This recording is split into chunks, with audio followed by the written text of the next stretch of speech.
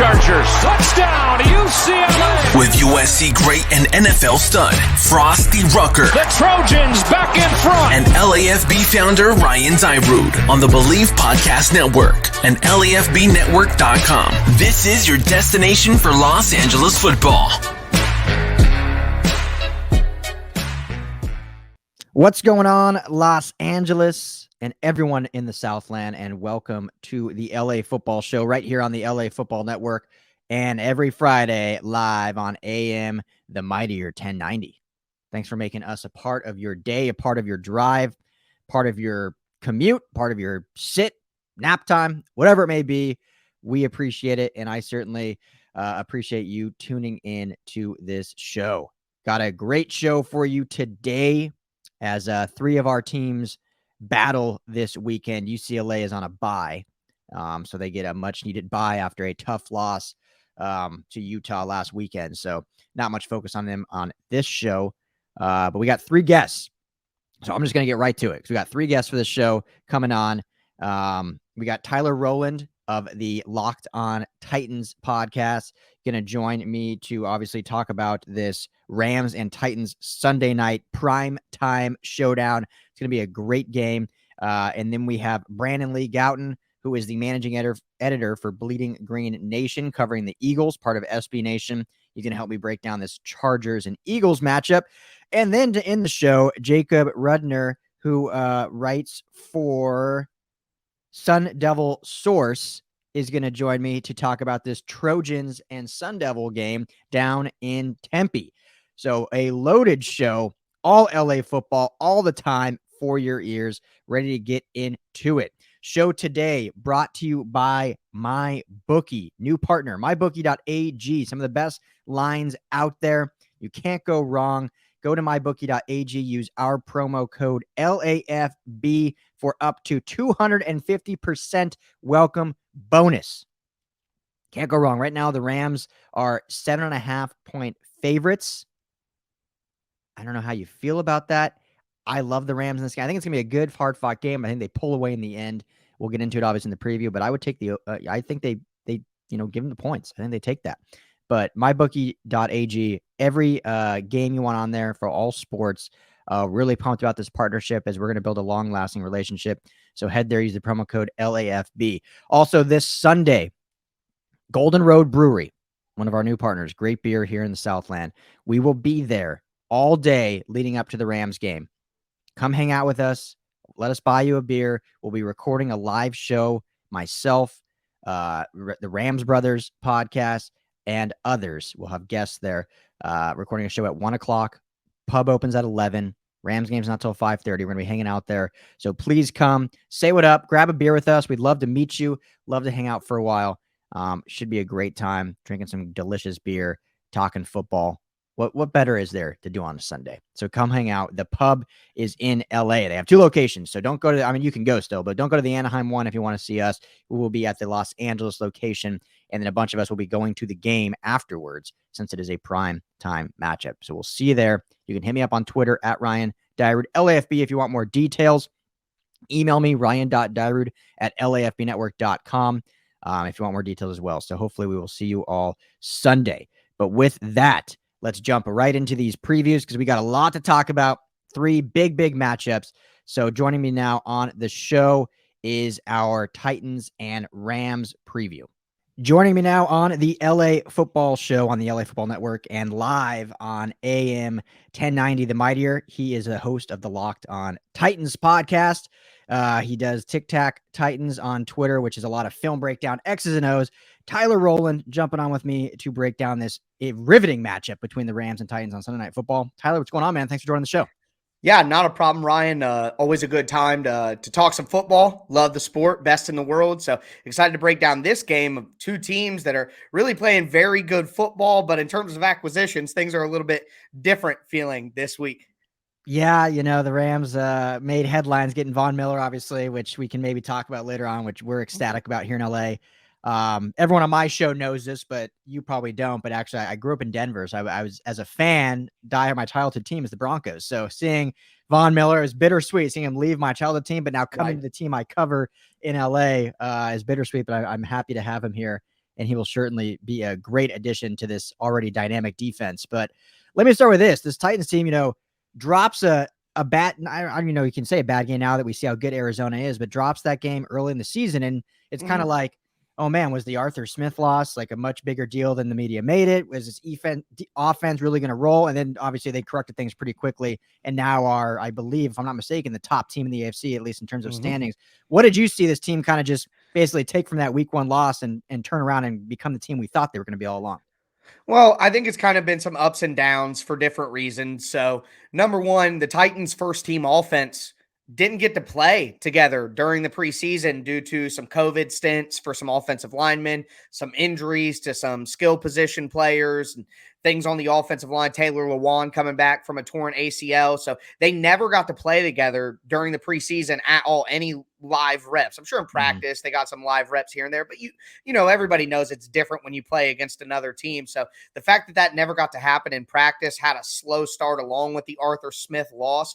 But later in the season, they got some good things together. The defense started playing a little bit better, but injuries kind of took them down. They played that Jets game without A.J. Brown and Julio Jones, which, as you can see, when they have at least one of those guys, they can play a pretty good game, as they did in Seattle with Julio, and then the last 3 games with just AJ. So the injuries, having both those guys out, some other injuries as well. The Titans are the most injured team in the NFL this year. They've had the most games lost. They've had the most players on IR as well. So when you have that sort of problem, and you're dealing with some issues early in the season, like we saw, it just kind of led to them maybe not playing their best football all the time. But regardless of that, they've been able to be 6-2. So although there's a couple bad losses in there, I think the highest of the high for the Titans is one of the best teams in the NFL. Yeah, and they've certainly proven that, and that's I didn't know that. That's a crazy stat. They're the most injured team in terms of games lost. The biggest go to my one. Twitter right now. There's a graph that shows every single team. It kind of lines up how many players they've lost, how many games they've lost, things like that. And the Titans are far and away the number 1 team on that graph in the place you don't want to be. Yeah, that's on your Twitter right now? Yes, it is something I've tweeted today. There's a lot of tweets per day, admittedly. I unload the clip. But yeah, it is on there. Well, I will find that. So for anyone listening at Tic Tac Toe, I'll get, or not Tic Tac Toe, at Tic Tac Titans, get that out there, because that's an interesting thing to see. And I think what's made the Rams so successful their entire, Sean McVay's whole tenure is they've been relatively healthy his entire coaching regime. And I think I say all the time, and it's understated, the good teams stay healthy. And when it comes time to January, the best teams are the healthiest teams. Yes. So now the Titans, the biggest news for them, losing their star player. I mean, the offense, we know how good Tannehill can be and his resurgence in the NFL, but that offense goes through Derrick Henry. How big of a loss truly is that for this offense and for this team? And is it something they can recover from with the pieces they have you can never replace him, but they are going to step in for him? Well, I think that his loss will be felt in a major way, but maybe it's not quite the way that people would think. People would think that the running game is just gonna fall off completely for the Titans now. But the reality is the system that the Titans run, that outside zone scheme with the bootlegs and the play action, I mean, Rams fans are going to know how that works very well. And they were doing a lot more of that stuff with Jared Goff, but they've seen it. We see it in Green Bay. We see it in San Francisco. It's all over the NFL. Arthur Smith took it to Atlanta. So that sort of scheme is conducive to a good running game. It's just a smart run game scheme. The Titans do have a pretty solid offensive line, that it's a very good run blocking offensive line. So when you put those things together, I think that the Titans run game will still be productive. Now, the problem is they won't have the explosive run plays that Derrick Henry gets you. The Titans are going to get 8-yard, 9-yard run plays, basically what we saw from Derrick Henry in the last 2 games. But what they're not going to get is that Derrick Henry 60-yarder, 76-yarder, where he breaks 2 or 3 tackles and then takes off down the field. So the Titans will lose out on explosive run plays because of Derrick Henry's absence, but the system and the offensive line should still allow them to be a productive run game, to run their system the way that they need to. This is probably a better question or a better answer for fantasy players out there, but will we see, you think, Adrian Peterson all, or is this going to be the Jeremy Nichols show on Sunday? Well, It's hard to say because what they've done is they got rid of one of their practice squad running backs, Mekhi Sargent, who the Rams actually picked up on Thursday, trying to get some inside information from a practice squad guy on the Chess game, offense. right? Right. Any information. I know McVay is the kind of guy that would mine any data that he possibly could or any info. So at the running back position, they brought back a guy who's been with the franchise before, Deontay Foreman. He's kind of a Dollar General Derrick Henry. He's a big guy with good straight line speed.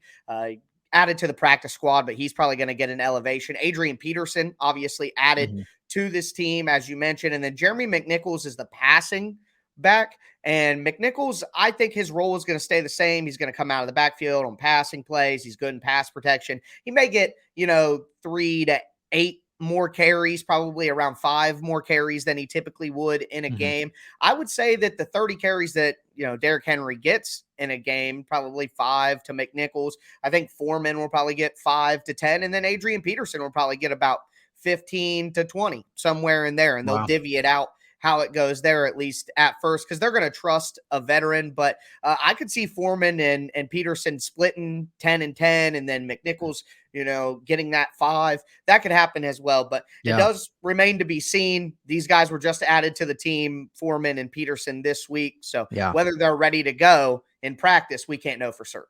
Yeah, I think that's going to be the fascinating story going in this game, because 2 guys off the street, and then if you're splitting 20 carries between those guys, that's quite the workload in an offense that they're just getting to know. And obviously Peterson's been around the league. Like, he can run the football, I think, but that's asking a lot for 2 guys off the street, I think, but we'll see how it goes, I guess. Do you think they'll put more, because we've seen Tannehill, last year playing at an MVP level, every media person out there, I think, was putting Tannehill in like that top 12 range of quarterbacks heading this year. So based on that, and I don't know how you feel about him, and we'll get into it, but he should be able to take some of the load on his shoulders and some of the pressure off of the running game and be able to do more when you're getting that kind of praise coming into the season. Do you think he'll fit that mold, or do you think he's going to suffer more not having Henry? Well, I guess this is what comes back to my overall point about the offense and how it'll react without Derrick Henry. I don't think that it's going to change. They're going to get less explosive plays in the run game, so they got to try to manufacture some more explosive plays in the pass game with the route combinations that they choose to run. But overall, I think that the Titans' balance between run and pass shouldn't really change much. You're just going to lose some explosive plays in the run game because Derrick Henry will take it 70 yards out of nowhere. You're not going to get that from Peterson, McNichols, or Foreman, but you can get some quality running and still be one of the top 10, top 12 run teams in the NFL. And if they do that, then they can keep kind of the same balance of pass and run that they had. And you got to hope that Julio Jones gets healthy during this time, because he's going to win more matchups than any of the other players that the Titans have, like a Nick Westbrook-Akina or a Marcus Johnson or a Chester Rogers. I mean, listen to those names. They're not going to win as many routes as Julio Jones is going to win. So I think really, as long as Julio Jones gets back in the lineup soon and the Titans offensive line stays as solid as it has been, really not much has to change to force Tannehill to pass the ball a bunch and get out of his comfort zone. Tannehill isn't the best with pocket awareness and pocket movement. And it's best for him to have a clean pocket, have defined reads, get the ball out of his hands, get him on the bootleg to get him away from the pressure so he can use his mobility. You can't fundamentally change what he does and try to make him do what Matt Stafford's doing right now, dropping back and throwing the ball all over the yard. It's just not who Tannehill is. So I don't think that they want to mess up 2 things, the run game and the pass game, by changing their identity too much. Titans offensive coordinator Todd Downing said in a press conference on Thursday, it would be a disservice for him to jerk the wheel of the offense. And basically he's saying that I don't want to fundamentally change what we're doing. So I think as long as the Titans offensive line can hold their water in the run game and not let it be a complete minus with these new guys, the Titans offense can still function pretty much the same way.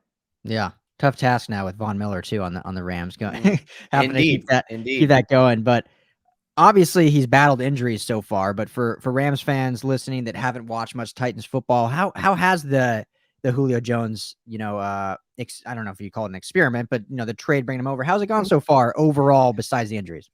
Well, I think obviously you would like to see more participation from Julio. He's been out for most games, even in the games he plays. There are some that he doesn't really finish realistically.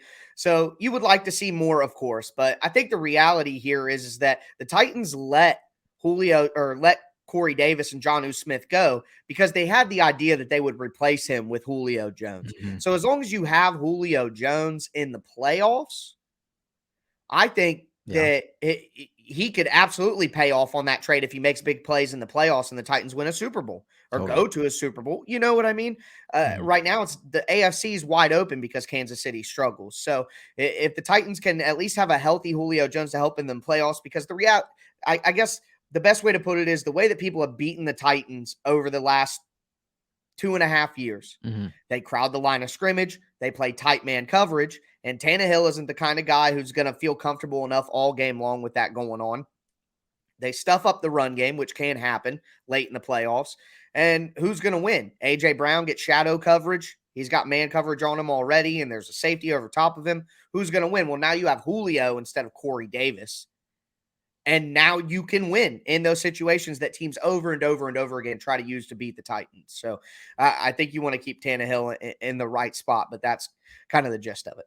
Yeah, we definitely have not seen Julio's best game yet, and a lot of that we allude to is due to, just kind of nursing injuries, and it's a war of attrition. Like we talked about earlier, you want to have the healthiest team going into January, and I think they're taking it slow with him, Yeah, exactly. The Titans are going to be in the playoff unless the wheels fall off somewhere. They're that good enough team. Right. I think they're well coached enough, and so yeah, you don't need to force him out there and run him plays when he's not fully healthy. You want him to be good to go by January. So looking into this game, and the last thing about the offense, and then we'll shift a little bit to the defense. When you look at the Titans offense going against this vaunted Rams defense that has, fallen off a bit from last year, I don't think they've struggled nearly as much as some people say, that they're still, top 5 in most statistical categories. They still have elite athletes at every level. And now you add Von Miller to that equation. So when you look at just the Titans offense going against this Rams defense, what concerns you and what do the Titans need to do in order to win this game on offense? Well, obviously what concerns me is the pass rush. I mean, they have 25 sacks on the year. That's the most of any team in the NFL. So you worry about the guys up front.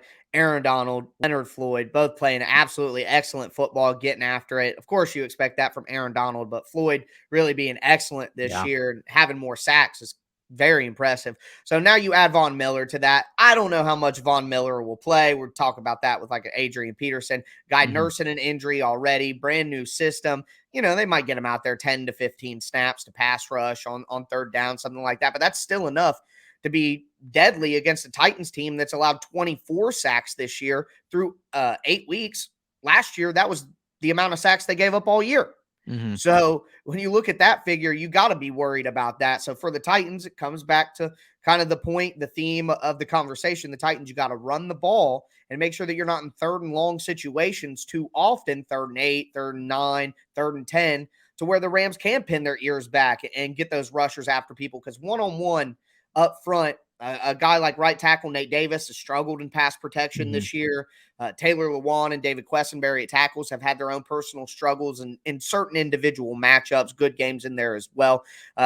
Nate Davis, the guy I'm talking about, he's missed practice 2 days in a row, and he's got a pretty bad injury. If he doesn't play with the concussion, then rookie Dylan Radins could be in there, or an undrafted free agent from last year, Aaron Brewer, could be in there, and Aaron Donald one-on-one with that matchup.